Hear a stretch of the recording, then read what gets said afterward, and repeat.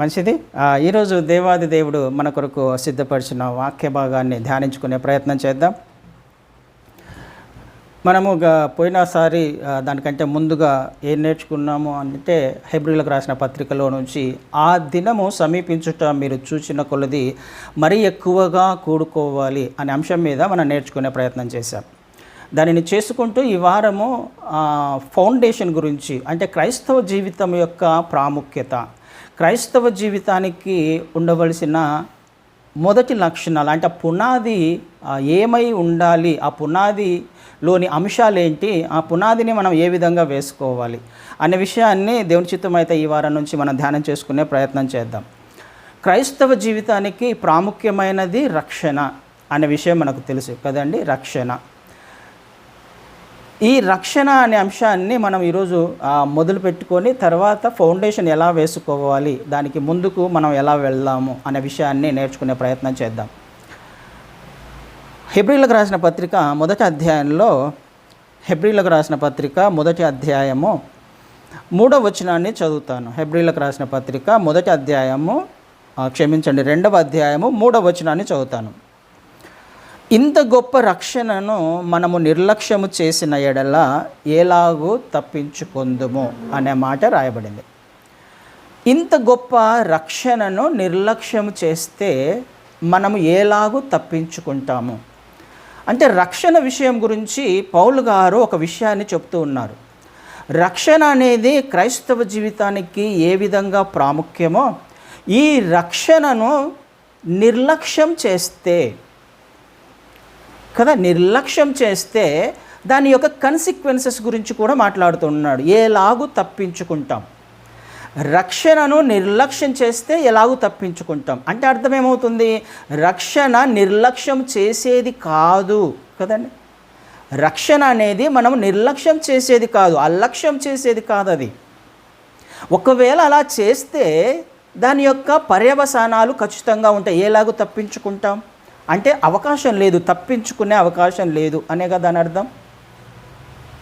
క్రైస్తవ్యము లేకపోతే విశ్వాస జీవితం అనేది తప్పించుకునేది కాదు, నిర్లక్ష్యము చేసేది కాదు అనే విషయము మనకు ఖచ్చితంగా ఈ వచనాల ద్వారా అర్థమవుతుంది కదా. రక్షించబడిన తర్వాత నిర్లక్ష్యము చేయకుండా దానిని మనము కొనసాగించాల్సిన అవసరము ఖచ్చితంగా ఉంది. రక్షణను ఎవరము కూడా నిర్లక్ష్యం చేయకూడదు. ఎందుకు? అందులో ఇంత గొప్ప అనే మాట రాయబడింది. ఇంత గొప్ప రక్షణ అంటే అందులో ఒక గొప్ప అద్భుతమైన మర్మము దాచబడి ఉంది.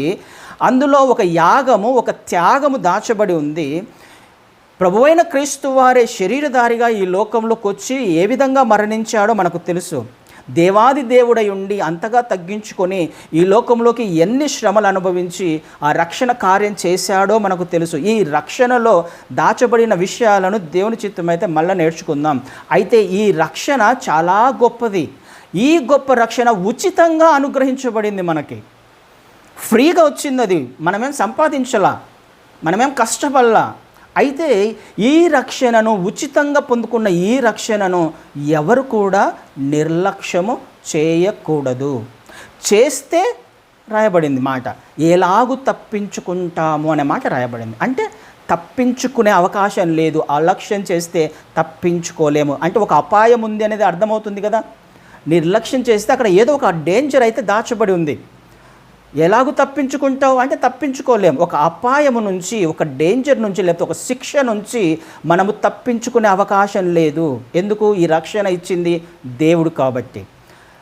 మనుషుల నుంచి మనం ఏమైనా చేసుకోవచ్చేమో, తప్పించుకోవచ్చేమో, లేకపోతే మన జ్ఞానాన్ని ఉపయోగించి ఏదైనా చేసే అవకాశం ఉందేమో, కానీ రక్షణ ఇచ్చింది దేవాది దేవుడు కాబట్టి రక్షణ అలక్ష్యం చేస్తే ఆయన తీర్పు నుంచి, ఆయన శిక్ష నుంచి మనము తప్పించుకునే అవకాశము లేదు అనే మాట ఈ వచనం ద్వారా ఖచ్చితంగా అర్థమవుతుంది కదా.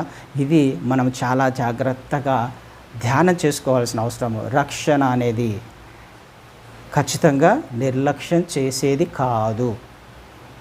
అయితే నిర్లక్ష్యం చేస్తే ఏమవుతుంది? ఒకవేళ అలక్ష్యం చేస్తే ఏమవుతుంది? కేర్లెస్గా ఉంటే, దానిని పట్టించుకోకపోతే ఏమవుతుంది అనే విషయాన్ని లేఖనాల ద్వారానే మనం నేర్చుకునే ప్రయత్నం చేద్దాం. నేను లేఖనాల నుంచే మీకు చూపించే ప్రయత్నం చేస్తున్నాను, నా సొంతంగా నేనేది చెప్పట్లేదు. మత్తయి సువార్త 12వ అధ్యాయాన్ని ఒకసారి నేర్చుకునే ప్రయత్నం చేద్దాం. మత్తయి సువార్త 12వ అధ్యాయంలో నిర్లక్ష్యం చేసినప్పుడు, రక్షణను నిర్లక్ష్యం చేస్తే ఏమవుతుంది అనే విషయాలను ఒకసారి నేర్చుకునే ప్రయత్నం చేద్దాం. మత్తయి సువార్త 12వ అధ్యాయము 43, 44, 45 వచనాలను చదువుతాను నేను. మత్తయి సువార్త 12వ అధ్యాయము 43, 44, 45. అపవిత్రాత్మ ఒక మనుష్యుని వదిలిపోయిన తర్వాత అది విశ్రాంతి వెతుకుచు నీరు లేని చోట్ల తిరుగుచుండెను. విశ్రాంతి దొరకనందున నేను వదిలి వచ్చిన నా ఇంటికి తిరిగి వెళ్ళుదుననుకొని వచ్చి ఆ ఇంట ఎవరునూ లేక అది ఊడ్చి అమర్చియుండుట చూచి వెళ్ళి తనకంటే చెడ్డవైన మరి 7 దయ్యములను వెంట పెట్టుకొని వచ్చును. అవి దానిలో ప్రవేశించి అక్కడనే కాపురముండును. అందుచేత ఆ మనుష్యుని కడపటి స్థితి మొదటి స్థితి కంటే చెడ్డదగును. అలాగే ఈ దుష్టతరము వారికి సంభవించునెను. ఈ వచనము మనం చాలాసార్లు ధ్యానం చేసుకుని ఉంటాం. చదువుతూ ఉన్నప్పుడు, లేఖనాలను చదువుతున్నప్పుడు దాని గురించి పెద్దగా పట్టించుకోము. ఎందుకు వచ్చిన బాధలే, దయ్యాల గురించి రాయబడ్డాయి కదా, లేఖనాలలోనే రాయబడ్డాయి కదండి. అపవిత్రాత్మ గురించి లేఖనాలనే చదివాం మనం. ఇప్పుడు మొదటి వచనంలో 43వ వచనంలో అపవిత్రాత్మ ఒక మనుష్యుణ్ణి వదిలిపోయిన తర్వాత అని రాయబడింది. అపవిత్రాత్మ మనుష్యుణ్ణి వదిలిపోయింది. ఈ అపవిత్రాత్మ ఎక్కడుంది? వదిలిపోయింది అంటే అర్థం ఏంటి?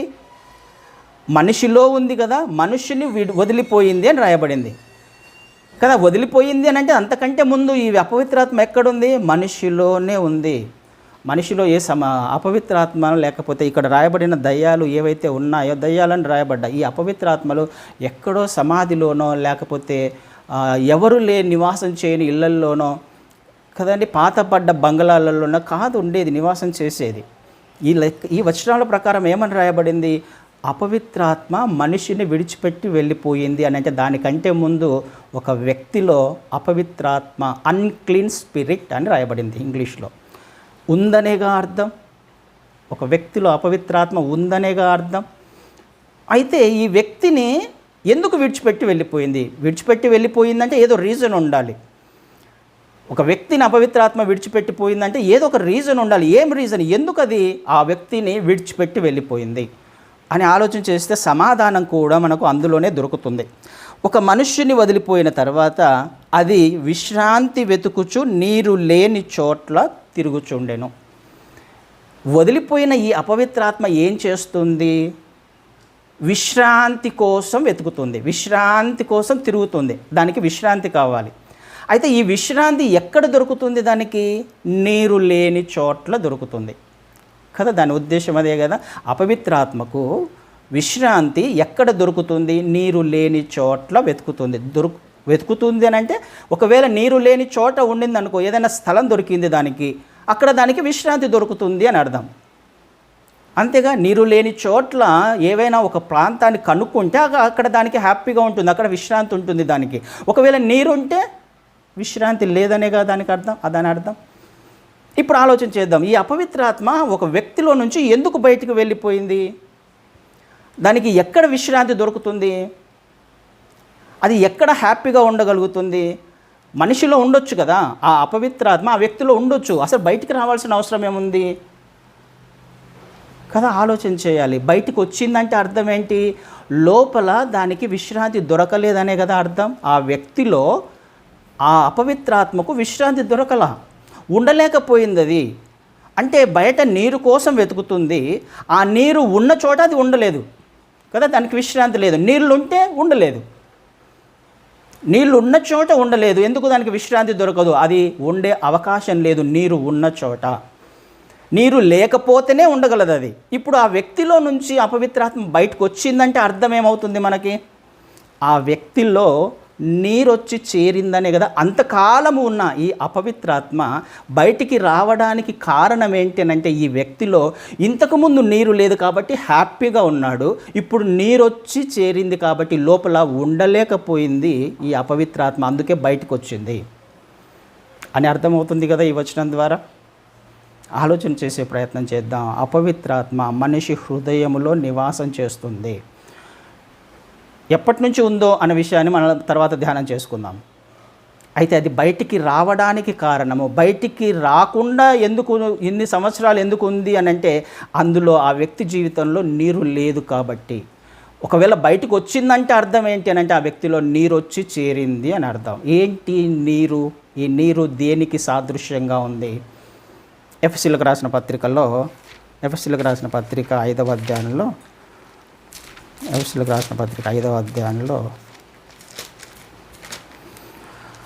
27వ వచనాన్ని చదువుతాను నేను. ఎఫెసీయులకు రాసిన పత్రిక 5వ అధ్యాయము 27, 25, 27 కలిసి ఉన్నాయి. పురుషులారా, మీరును మీ భార్యలను ప్రేమించుడి, అటువలే క్రీస్తు కూడా సంఘమును ప్రేమించి అది కలంకమైనను ముడతయైనను అట్టిది మరి ఏదైనను లేక పరిశుద్ధమైనదిగాను నిర్దోషమైనదిగాను మహిమగల సంఘముగాను ఆయన తన ఎదుట దాన్ని నిలబెట్టుకొనవలెనని వాక్యముతో ఉదక స్నానము చేత దానిని పవిత్రపరిచి పరిశుద్ధపరచుటకై దాని కొరకు తన్ను తాను అప్పగించుకొనెను. వాక్యముతో ఉదక స్నానము చేత అంటే వాక్యాన్ని దేంతో పోలుస్తున్నాడు ఇక్కడ? ఉదక స్నానము, ఉదకము కదా, ఉదకముతో పోల్చబడుతుంది. ఉదకము అంటే నీరు కదా, ఉదకము అంటే నీరు. వాక్యాన్ని ఉదకముతో పోలుస్తున్నారు. ఈ ఉదకము ఏం చేస్తుంది అనంట? స్నానం చేపిస్తుంది. అంటే ఏమవుతుంది? కలంకము, మచ్చ, డాగు ఏవైతే ఉన్నాయో వాటన్నిటినీ కడిగి వేస్తుంది. మలినం ఏదైతే ఉందో దానిని కడిగి వేస్తుంది కదండి. వాక్యంలో జీవం ఉంది. వాక్యంలో ఏముంది? ఆ లోపలికి ఆ వాటర్ ఆ వ్యక్తికి నీరు ఎప్పుడైతే హృదయంలో వచ్చి చేరిందో ఈ వాక్యము లోపల సమస్తాన్ని కూడా క్లీన్ చేసేసింది కదా. ఆ వ్యక్తి అప్పటిదాకా జీవించిన జీవితాన్ని, పాపపు జీవితాన్ని, క్రీస్తు వారిని అంగీకరించినంత వరకు కూడా ఒక వ్యక్తి ఈ లోకంలో జీవిస్తున్నట్లే. లోకంలోని ఆశలు, లోకంలోని ఆలోచనలు తన హృదయంలో నింపుకున్నాడు. పాపపు జీవితాన్ని జీవిస్తూ ఉన్నాడు కదా. మనకి కీర్తనలో కూడా 51 ఏమంటారు? నేను పాపములోనే, నా తల్లి పాపంలోనే నాకు గర్భం ధరించింది అంటారు కీర్తనకారుడు. అంటే ప్రతి వ్యక్తి కూడా ఈ లోకంలో పుట్టడంతోనే పాపములో పుట్టాడు, పాపపు స్వభావముతో పుట్టాడు. ఆదాము యొక్క స్వభావము మనిషికి పుట్టుకతోనే వస్తుంది. అయితే ఈ వ్యక్తిలో ఉన్న ఈ పాపపు స్వభావాన్ని కలిగిస్తున్న ఈ అపవిత్రాత్మ బయటికి వెళ్ళిపోయింది. ఎప్పుడు వెళ్ళిపోయింది బయటికి? ఈ ఉదకం లోపలికి వచ్చి చేరినప్పుడు. ఇదే ఎఫెసీయులకు రాసిన పత్రిక 1వ అధ్యాయాన్ని ఒకసారి చదువుతాను. ఎఫెసీయులకు రాసిన పత్రిక 1వ అధ్యాయంలో 13వ వచనాన్ని చదువుతాను నేను. 1వ అధ్యాయం 13వ వచనం. మీరును సత్యవాక్యమును అనగా మీ రక్షణ సువార్తను విని క్రీస్తునందు విశ్వాసముంచి వాగ్దానము చేయబడిన ఆత్మచేత ముద్రించబడితిరి. ఏమైంది? సత్యవాక్యాన్ని విన్నాడు, సువార్తను అంగీకరించాడు. అంగీకరించిన తర్వాత రక్షణను పొందుకున్నాడు. రక్షణ ఎలా వస్తుంది? సువార్త విన్న తర్వాత. ఈ వ్యక్తిలో వాక్యం ఎప్పుడొచ్చి చేరింది? సువార్తను విని రక్షణలోకి వచ్చాడు కదా. రక్షణ ఇవన్నీ మళ్ళీ డెఫినేషను లేకపోతే రక్షణ గురించి ఫౌండేషన్ తర్వాత నేర్చుకుందాం. అయితే ఏం జరుగుతుంది అనే విషయాన్ని నేను మీకు చెప్పే ప్రయత్నం చేస్తున్నాను. సత్య సువార్త విన్నప్పుడు, ఆ వ్యక్తి రక్షించబడినప్పుడు, హృదయం ఒప్పించబడినప్పుడు, ఆ వ్యక్తిలో వాక్యం వచ్చి చేరినప్పుడు ఏం జరుగుతుంది? అక్కడ లోపల ఉన్న ఈ అపవిత్రాత్మ, ఈ పాపపు స్వభావము ఒక వ్యక్తిని క్రీస్తు వారి వద్దకు రాకుండా చేస్తున్న ఈ అపవిత్రాత్మ లోపల ఉండలేకపోయింది. ఎందుకు? లోపల వాక్యం వచ్చి చేరింది. క్రీస్తు వారిని అంగీకరించాడు ఆ వ్యక్తి. ఇప్పుడు చూద్దాం 43వ వచనము, మత్తయి సువార్త 43వ వచనము. అపవిత్రాత్మ మనుష్యుని వదిలిపోయింది. ఎందుకు వదిలిపోయింది? ఆ వ్యక్తి క్రీస్తు వారిని అంగీకరించాడు, వాక్యాన్ని అంగీకరించాడు. వాక్యాన్ని అంగీకరించిన తర్వాత లోపల ఉన్న అపవిత్రాత్మ ఉండలేకపోయింది. వాక్యం ఉన్న చోట, నీరు ఉన్న చోట అపవిత్రాత్మ ఉండలేదు, ఉండే అవకాశమే లేదు. అందుకని అది బయటకు వచ్చి ఏం చేస్తుంది? నీరు లేని చోట్ల, వాక్యం లేని చోట్ల వెతుక్కుంటుంది. ఆలోచన చేసే ప్రయత్నం చేద్దాం. ఆ వ్యక్తి రక్షించబడ్డాడు, రక్షణలోకి వచ్చాడు, రక్షణ కార్యం ఆ వ్యక్తిలో జరిగింది, సువార్త విన్నాడు, రక్షించబడ్డాడు, లోపల ఉన్న అపవిత్రాత్మ బయటికి వెళ్ళిపోయింది. ఆడి వరకు బాగుంది. తర్వాత వచనాన్ని చదువుతాను. 44వ వచనంలో, విశ్రాంతి దొరకనందున నేను వదిలి వచ్చిన నా ఇంటికి తిరిగి వెళ్ళుదనుకొని వచ్చి ఆ ఇంట ఎవరునూ లేక అది ఊడ్చి అమర్చి ఉండుట చూచి వెళ్ళి తనకంటే చెడ్డవైన మరి 7 దయ్యములను వెంటబెట్టుకొని వచ్చును. అది వెతుకుతూ ఉంది బయట. దానికి ఇవ్వబడిన లిమిటేషన్స్లో ఇది కూడా తర్వాత నేర్చుకుందాం. అంటే అపవిత్రాత్మలకు కూడా కొన్ని లిమిటేషన్స్ ఉన్నాయి. అవి ఎక్కడ ఉండాలో అక్కడనే ఉండాలా, దానికి కూడా ఒక హైరార్కీ ఉంది. దాని గురించి తర్వాత నేర్చుకుందాం. అయితే అది ఏం చేస్తుంది, వెతికింది. తనకు ఇవ్వబడిన ఆ ప్రాంతంలో, ఏ ప్రాంతంలో ఏదో ఉందో అక్కడంతా పోయి వెతికింది. ఏం వెతికింది? నీరు లేని చోట్ల వెతికింది. అయితే నీరు లేని చోట్ల దొరకలేదు తనకి. ఆ ప్రాంతం దొరకలే, ఆ ప్లేస్ దొరకకపోయేసరికి అది ఏమంటుంది, నేను తిరిగి విశ్రాంతి దొరకనందున నేను వదిలి వచ్చిన నా ఇంటికి తిరిగి వెళ్ళుదును అనుకొని వచ్చి. ఏం మాటలు మాట్లాడుతుంది ఒక్కసారి చూడండి, ఒక మాట చూడండి, గమనించండి. నా ఇంటికి అనే మాట రాయబడింది. ఎవరండి ఇల్లు? అపవిత్రాత్మలకు ఇల్లు ఎవరు? మనిషి హృదయము. మనిషిని ఇంటిగా, తన సొంత ఇంటిగా చేసుకొని నివాసం చేస్తుంది అపవిత్రాత్మ. లేఖనాలలో ఉన్న మాటలే కదా నేర్చుకుంటున్నాం. నా ఇంటికి నేను వెళ్తాను, అసలు చూసొస్తా ఏమైందో అక్కడ ఏముందో, ఎలా జరుగుతుందో, నా ఇల్లు ఎలా ఉందో చూసొస్తాను అని తిరిగి ఇంటికి వచ్చింది. అది ఇంటికి వచ్చినప్పుడు ఎలా ఉంది, తన ఇంటికి వచ్చినప్పుడు ఎలా ఉంది అది ఆ ఇల్లు? నా ఇంటికి తిరిగి వెళ్ళుదని అనుకుని వచ్చి ఆ ఇంట ఎవరునూ లేక అది ఊడ్చి అమర్చి ఉండుట చూచి. ఇల్లు వచ్చి చూసింది, హృదయాన్ని చూసింది. వచ్చినప్పుడు ఆ హృదయం ఎలా ఉంది? చక్కగా ఊడ్చి అమర్చబడి ఉంది. ఇంతకుముందు అలా లేదుగా. అది చూసిందంటే అర్థం ఏంటి? ఊడ్చి అమర్చి ఉండుట చూసింది, క్లీన్గా ఉండడం చూసింది అంటే అర్థం ఏంటి? ఇంతకుముందు క్లీన్గా లేదని అర్థం. ఇంతకుముందు అన్క్లీన్గా ఉంది. అన్క్లీన్ స్పిరిట్ ఎక్కడ ఉంటుందని అంటే, ఎవరి హృదయం అన్క్లీన్గా ఉంటుందో, అపరిశుద్ధంగా ఉంటుందో, చెత్త చెదారంతో నింపబడి ఉంటుందో, ఎక్కడ డ్రై ఉంటుందో అంటే ఎక్కడ జీవము లేని చోట అన్క్లీన్ స్పిరిట్ నివాసం చేస్తుంది అనే విషయం అర్థమవుతుంది కదా. నీట్గా ఊడ్చి అమర్చుంది. ఇంతకుముందు లేదు, ఇప్పుడు మాత్రం అది గమనించింది. ఆ ఇల్లు చాలా చక్కగా అమర్చబడి ఉంది. అంటే హృదయంలో ఉన్న ప్రతి పాపము కూడా, ప్రతి చెత్త చెదారం కూడా క్లీన్ చేయబడింది. ఎప్పుడు క్లీన్ చేయబడింది? ప్రభు అయిన క్రీస్తు వారిని సొంత రక్షకుడిగా అంగీకరించిన ఆ వ్యక్తి జీవితంలో తను అప్పటిదాకా చేసిన ప్రతి పాపము కూడా పరిశుద్ధమైన రక్తము కడిగి పరిశుద్ధపరిచింది ఆ వ్యక్తిని. లోపల చెత్త చెదారం లేదు, అన్క్లీన్ అనేది ఏది లేదు ఆ వ్యక్తి జీవితంలో. చక్కగా ఉంది, తన హృదయము నీట్గా అమర్చి ఉంది. అయితే అది ఒక విషయాన్ని గమనించింది. అక్కడ ఊడ్చి అమర్చి ఉండిట చూచి ఆ ఇంట ఎవరునూ లేక కదా. ఏమనుంది? ఇంట్లో ఎవరు లేక. ఆశ్చర్యపోయింది. అరే, ఇంట్లో ఎవరో ఉండాలి కదా. ఎవరు ఉండాలి? ఎవరైతే తనను బయటికి పంపించారో వాళ్ళు ఉండాలిగా. దాని అర్థం అదేగా. ఆ ఇంట్లో ఎవరూ లేదు, ఆ హృదయంలో ఎవరూ లేరు అంటే అర్థం ఏమవుతుంది మనకి? ఎవరు లేక ఉండుట చూసిందని అంటే ఆ వ్యక్తిని, ఆ అపవిత్రాత్మను ఇంతకుముందు ఎవరో బయటికి పంపించారు, తరిమి వేశారు హృదయంలో నుంచి. అందుకనేది బయటికి వెళ్ళిపోయింది. ఎవరు తరిమి వేశారు? వాక్యము తరిమి వేసింది, జీవము తరిమి వేసింది, నీళ్లు తరిమి వేశాయి ఆ వ్యక్తి, ఆ అపవిత్రాత్మను. కానీ ఇప్పుడు వచ్చి చూసినప్పుడు ఆ నీరు లేదు, అందులో ఆ క్రీస్తు వారు లేరు, వాక్యం లేదు తన హృదయంలో అనే కదా అని అర్థం. ఎవరూ లేకుండా చూసింటే క్లీన్, పాపాలైతే క్షమించబడ్డాయి, రక్షణ అయితే వచ్చింది ఆ వ్యక్తికి, బాగానే ఉంది, మంచిగానే ఉంది. తన హృదయాన్ని పాపం నుంచి విడిపించుకున్నాడు, క్రీస్తు వారిని అంగీకరించిన తర్వాత బాగుంది తన హృదయం. అయితే ఇప్పుడు వచ్చి చూసేసరికి హృదయంలో ఉండాల్సిన నీరు ఉండాలిగా, ఆ హృదయంలో ఉండాల్సిన క్రీస్తు వారు ఉండాలిగా, జీవము ఉండాలిగా, కానీ లేరు. అది అపవిత్రాత్మ గమనించింది. ఎవరు లేక ఉండుట చూసి దానికి చాలా సంతోషం వేసింది. ఆహా, నా ఇల్లు నాకు దొరికింది అనుకుంది కదా. అదే కదా అంటుంది అక్కడ మాట.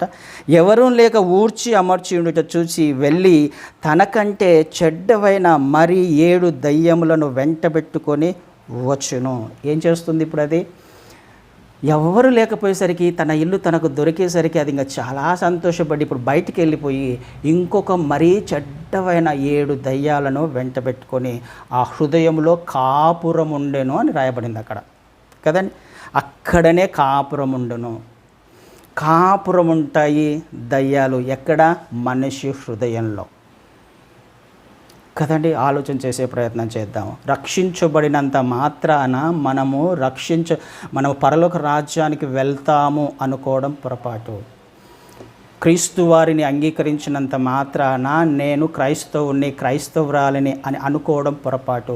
తర్వాత మనకు తెలియకుండా చాలా చాలా చాలా విషయాలు ఆత్మలోకంలో జరుగుతూ ఉంటాయి. ఈ వ్యక్తి రక్షించబడ్డాడు, కానీ తర్వాత మెల్లగా తర్వాత ఏమైపోయాడు? తప్పిపోయాడు. క్రీస్తు వారి వాక్యం వినడం మానేశాడు, ప్రార్థన చేసుకోవడం మానేశాడు. ఇంతకుముందు లోకములో జీవించినట్టుగా తిరిగి లోకం వైపు తిరిగాడు కదా. లోపల ఈ వాక్యం లేదు అంటే ఎవరూ లేక ఉండటం గమనించి అంటే అర్థం ఏంటి?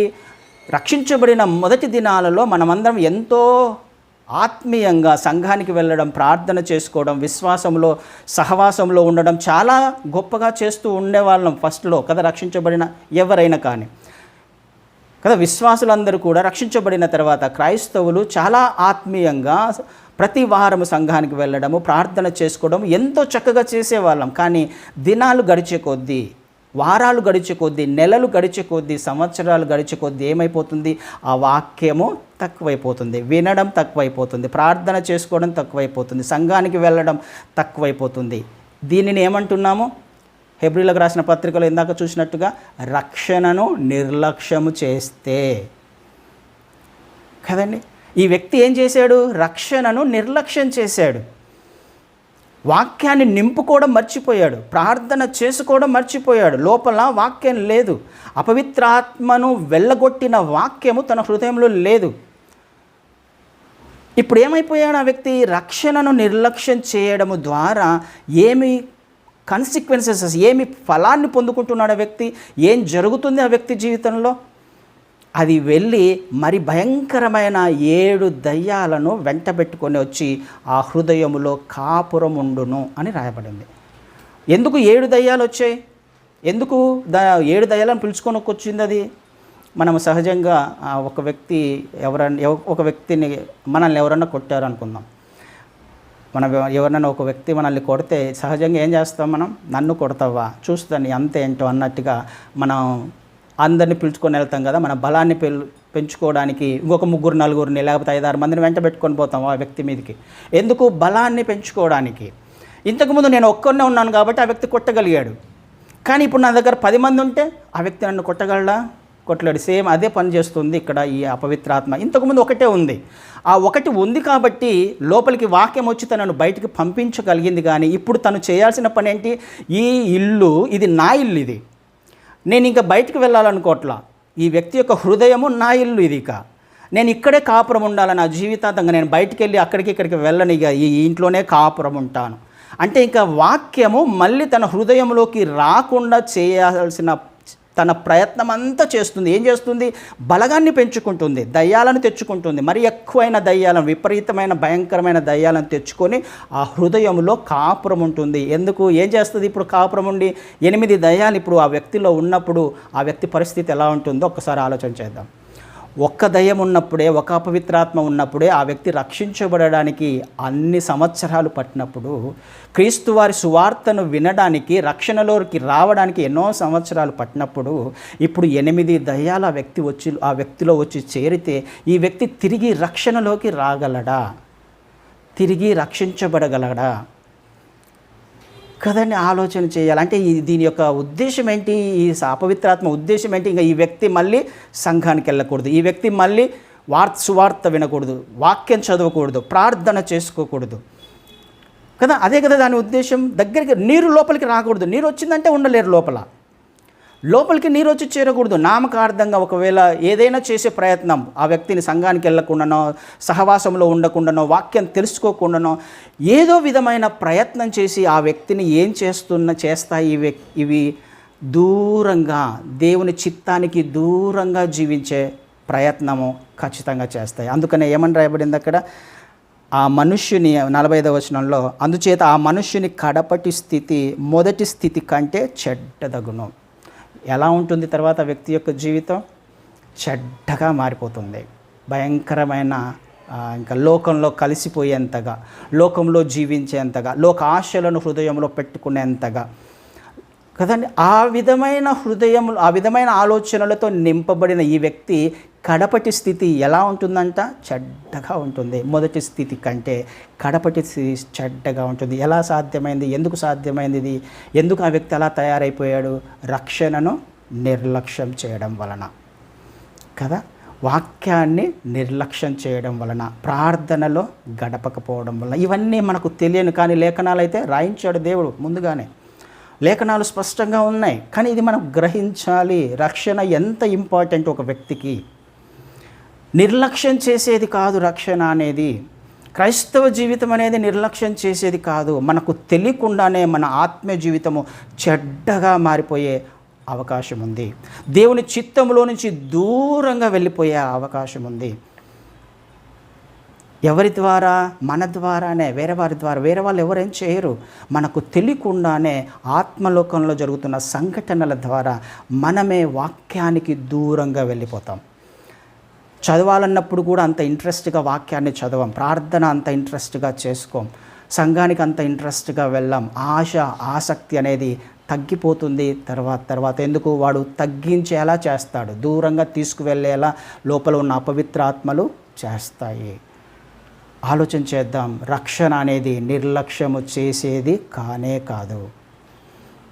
అందుకనే నిర్లక్ష్యం చేస్తే ఏ విధంగా తప్పించుకుంటావు? శిక్షను తప్పించుకునే అవకాశం ఉందా? ఈ వ్యక్తి చెడ్డగా, తన ఆత్మస్థితి చెడ్డగా తయారైపోయింది. తప్పించుకోగలిగాడా నిర్లక్ష్యం చేస్తే? కదండి. నరకాన్ని తప్పించుకోగలిగాడా ఆ వ్యక్తి? ఆత్మీయతలో నుంచి ఎంతగా దిగజారిపోయి ఉంటాడు 8 దయ్యాలు వచ్చి చేరినప్పుడు.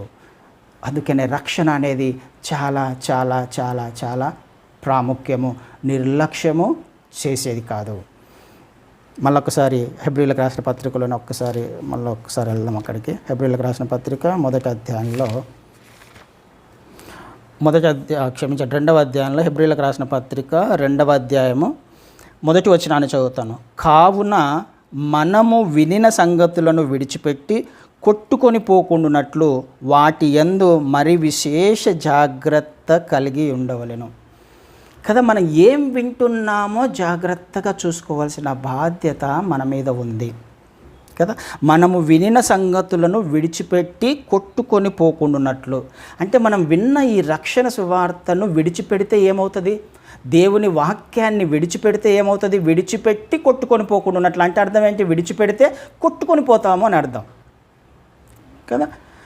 దేవుని వాక్యాన్ని విడిచిపెడితే కొట్టుకొని పోతాం, లోకంలో కొట్టుకొని వెళ్ళిపోతాం.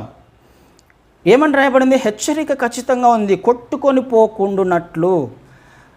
నా ఆత్మీయ జీవితం స్థిరంగా ఉండాలి. క్రీస్తు వారు వచ్చినప్పుడు ఎత్తబడే గుంపులో నేను కూడా ఉండాలి అని అంటే నేనేం చేయాలి? నేను విన్న దానిని నేను గట్టిగా పట్టుకోవాలి, విడిచిపెట్టకూడదు, గ్రహించాలి. కొట్టుకొని పోకుండానట్లు వాటి యందు మరీ విశేష జాగ్రత్త కదా. ఎంత ప్రాముఖ్యమో ఒక్కసారి ఆలోచన చేసుకునే ప్రయత్నం చేద్దాం. విశేషంగా జాగ్రత్త కలిగి ఉండాలి, ఎంతో కేర్ తీసుకోవాలి. రక్షణ గురించి చాలా జాగ్రత్త తీసుకోవాలి మనం, లేకపోతే తప్పించుకోలేము. మనకు తెలియకుండా ఆత్మలోకంలో జరుగుతున్న అనేక సంఘటనలు ఉంటాయి. అవి మనము గ్రహించలేకపోతే కడపటి స్థితి భయంకరంగా తయారవుతుంది కదండి. రక్షణ ఎట్టి పరిస్థితుల్లో నిర్లక్ష్యము చేసేది కాదు. ఫిలిప్పీలకు రాసిన పత్రిక ఒక మాట చదువుకొని ముగించుకునే ప్రయత్నం చేద్దాం. ఫిలిప్పీలకు రాసిన పత్రిక 2వ అధ్యాయంలో,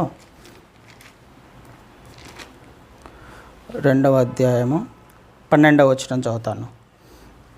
ఫిలిప్పీలకు రాసిన పత్రిక 2వ అధ్యాయం 12వ వచనం. కాగా నా ప్రియులారా, మీరెల్లప్పుడూ విధేయులై ఉన్న ప్రకారము నా ఎదుట ఉన్నప్పుడు మాత్రమే కాక మరి ఎక్కువగా నేను మీతో లేని ఈ కాలమందును భయముతోనూ వణుకుతోనూ మీ సొంత రక్షణను కొనసాగించుడి. రక్షణను ఏ విధంగా కొనసాగించాలి? భయంతో, వణుకుతో. భయపడాలి, వణుకుతో రక్షణను కొనసాగించాలి. మీరు ఏం చేస్తున్నారు? యాక్చువల్గా నేను ఉన్నప్పుడు మీరు భయంతో, లేకపోతే రక్షణను జాగ్రత్తగా విశ్వాస జీవితం జీవించే ప్రయత్నం చేస్తున్నారు. కదా. పౌలు గారు ఏమని అంటున్నారు అక్కడ, నా ఎదుట ఉన్నప్పుడు మాత్రమే కాక, అంటే ఎవరో ఒక వ్యక్తి ఉన్నప్పుడు, లేకపోతే మనుషుల మధ్య ఆత్మీయ జీవితం జీవించడం పెద్ద కష్టమేం కాదు కదా. అందరూ ఉన్నారు, నలుగురు చూస్తున్నప్పుడు ఆత్మీయంగా మాట్లాడడం, ఆత్మీయ జీవితం జీవించడం అది పెద్ద కష్టమేం కాదు. కానీ ఇది వాక్యం ఏం సెలవిస్తుంది, నేను ఉన్నప్పుడు మాత్రమే కాదు మీరు ఆత్మీయంగా రక్షణను కొనసాగించాల్సింది, నేను లేనప్పుడు, ఒంటరిగా ఉన్నప్పుడు మీ ఆత్మీయ జీవితాన్ని భయంతో వణుకుతా. ఎందుకు భయపడాలి, ఎందుకు వణకాలి? అలక్ష్యం చేస్తానేమో అని. నా ఆత్మీయ జీవితాన్ని అలక్ష్యం ఎవరు లేకపోతే మన ఇష్టానుసార ప్రకారం మాట్లాడుతూ ఉంటాం కదా. ఎవరు లేకపోతే మన ఇష్టం వచ్చినట్టు చూస్తూ ఉంటాం. ఎవరు చూడట్లేదులే అని, ఎవరు గమనించట్లేదులే అనే విషయాన్ని మనకు తెలిసినప్పుడు మన మాట మారుతుంది, మన ప్రవర్తన మారుతుంది, మన ఆలోచన మారుతుంది కదా. అన్నీ మారిపోతాయి.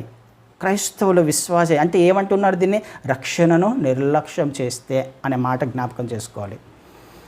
ఎవరు లేనప్పుడు కాదు, ఎవరు లేకపోయినా, ఒంటరిగా ఉన్నా మన చూపు ఎలా ఉంది, మాట ఎలా ఉంది, ప్రవర్తన ఎలా ఉంది, ఆలోచన ఎలా ఉంది, ఇది భయముతో వణుకుతో నేను ఏ విధం చేతనైనాను రక్షణను నిర్లక్ష్యం చేస్తానేమో, అనవసరమైన మాటలు మాట్లాడతానేమో, అనవసరంగా ప్రవర్తిస్తానేమో, అనవసరంగా వెళ్ళకూడని చోటుకు వెళ్తానేమో, జీవించిన విధంగా భయపడాలంట రక్షణను కొనసాగించడానికి, భయంతో వణుకుతో. అందరు ఉన్నప్పుడు కాదు, అందరూ లేనప్పుడు, ఎవరు లేనప్పుడు. ఎందుకు, అదొక డేంజర్ జోన్ అన్నమాట. ఎవరు లేనప్పుడే మన ఆలోచన మారిపోతుంది కదా. ఎవరు లేనప్పుడు, ఎవరు చూడట్లేనప్పుడే మన మాట మారిపోతుంది. కానీ అదే అక్కడనే నువ్వు చాలా జాగ్రత్తగా ఉండాలా అని అంటున్నాడు. ఆ రక్షణ మనం కొనసాగించాలి భయంతో, వణుకుతో. కాబట్టి ఆలోచన చేద్దాం, రక్షణ ఎంత ప్రాముఖ్యమో. కాబట్టి రక్షణకు ఫౌండేషన్ ఏంటి, ఏ విధంగా మనం రక్షించబడాలి, ఈ రక్షణ నాకు రక్షణ రావాలంటే ఏం చేయాలి, అసలు ఈ రక్షణను నేను భయంతో వణుకుతో కొనసాగించాలంటే ఏం చేయాలి, ఈ విషయాన్ని దేవుని చిత్తమైతే వచ్చేవారం నేర్చుకునే ప్రయత్నం చేద్దాం, ఆలోచన చేద్దాం. రక్షణ చాలా ప్రాముఖ్యమైనది క్రైస్తవునికి. రక్షించబడ్డానులే అని చెప్పేసి నిర్లక్ష్యంగా ఉండేది కాదు, వదిలిపెట్టేది కాదు, అలక్ష్యం చేసేది కాదు. లేకపోతే దాని యొక్క పర్యవసానాలు మనకు ఉంటాయి, ప్రతిఫలాలు ఉంటాయి. ఎందుకు, రక్షణ ఇచ్చింది దేవుడు కాబట్టి. నలుగురు మనిషి ద్వారా మనం రక్షించబల్లా. మనిషి ద్వారా రక్షించబడింటే ఆ వ్యక్తికి విధేయత చూపిస్తూ మనిషి మధ్య మన రక్షణను కొనసాగించడం పెద్ద సమస్య కాదు. కానీ దేవుని ద్వారా రక్షించబడ్డాం. చూసేవాడు ఆయన, మనం ఏ విధంగా ఉన్నాము, ఎలా మాట్లాడుతున్నాం అనేది చూసేవాడు ఆయన. రక్షించబడింది మనం ఆయన ద్వారా, దేవుని ద్వారా కదా. ఆయన మనల్ని ప్రతి సమయంలో, ప్రతి సందర్భంలో గమనిస్తూనే ఉంటాడు, చూస్తూనే ఉంటాడు. ఆ రక్షణను కొనసాగిస్తున్నామా లేదా అనేది ఆయనకు తెలుసు కదా. రక్షించబడింది మనం దేవుని ద్వారా, ఆయన కృప ద్వారా మనం రక్షించబడ్డాం కాబట్టే మనము భయంతో వణుకుతో. మనిషి ఇచ్చింది కాదు రక్షణ. మనుషుల మధ్య మనము ఆత్మీయంగా కనపడడం ప్రాముఖ్యం కానే కాదు, అది ఇంపార్టెంట్ అయినా కానీ ఎవరు లేనప్పుడు మనము కొనసాగించాలి. ప్రతి సమయంలో, ప్రతి సందర్భంలో కూడా రక్షణను కొనసాగించాలి. ఇది లేఖనాలు చెప్తున్న విషయాలు. ఆలోచన చేద్దాం. దేవుని చిత్తం అయితే ఈ రక్షణకు ఫౌండేషన్ ఏంటి, రక్షణను ఏ విధంగా నేను పొందుకుంటాను, ఏ విధంగా మనం రక్షించబడతాం, ఈ విషయాన్ని దేవుని చిత్తం అయితే వచ్చేవారు నేర్చుకునే ప్రయత్నం చేద్దాం. దయచేసి వీలైతే ఎవరు యాబ్సెంట్ కాకుండా ఉండే ఎందుకంటే ఆత్మీయంగా మనము పరిపూర్ణతలోకి ఎదగాల్సిన అవసరం ఖచ్చితంగా ఉంది. ఎందుకు, ఆయన రాకడ అతి సమీపంగా ఉంది అన్న విషయం మనం పోయిన వారం కూడా చూసాం. ఆ దినము సమీపించుట చూచిన కొలది అన్నీ కూడా లేఖనాల నెరవేర్పు దిశగా వెళ్తున్నాయి. అలాంటప్పుడు నేను ఎలా జీవించాలి, చాలా ప్రాముఖ్యమైన అంశాలను మనం ధ్యానించుకునే ప్రయత్నం చేస్తున్నాం. కాబట్టి దేవుని చిత్తమైతే ఆబ్సెంట్ అవ్వకుండా ఉండడానికి ప్రయత్నం చేయండి. అందరం కలిసి ఎక్కువగా కూడుకుంటూ, ఎక్కువగా సమాజంగా కూడుకుంటూ, ఎక్కువగా ప్రేమించుకుంటూ, ఎక్కువగా క్షమించుకుంటూ, ఎక్కువగా రక్షణలో ఎదిగే ప్రయత్నం చేద్దాం. ఆయన రాకడకు సిద్ధపడదాం, ఎత్తబడే గుంపులో చేర్చబడదాం. ఆమేన్.